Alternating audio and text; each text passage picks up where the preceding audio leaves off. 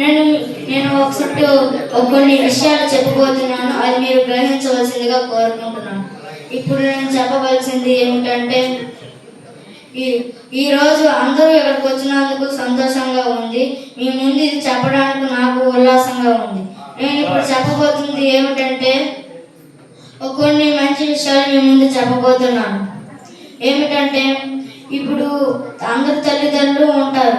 వాళ్ళకి ఇప్పుడు కష్టం విలువ తెలిసింది కాబట్టి పిల్లలకి చెప్తున్నారు. ఇదే మనం కూడా పెద్దయ్యాక మళ్ళీ మనం ఒక తల్లిదండ్రులం అయితే ఆ పిల్లలకి చెప్తున్నప్పుడు ఆ బాధ మనకు తగులుతుంది. అందుకే మనం కూడా మన పేరెంట్స్ లాగా అవ్వకూడదు అనుకుంటున్నాను.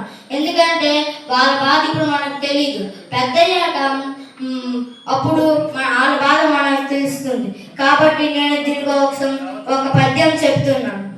గడిచిపోయినట్టి క్షణము తిరిగి రాదు, కాలమూరకెప్పుడు గడపబోగు, దీపమున్న ఎప్పుడే దిద్దుకోవలు నిల్లు, విలువ తెలిసి చదువు తెలుగు బిడ్డ.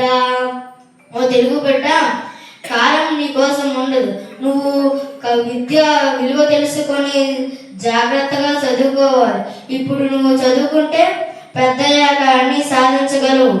ఎందుకంటే ఇప్పుడు మీ పేరెంట్స్ బాధలను నీకు తెలియదు.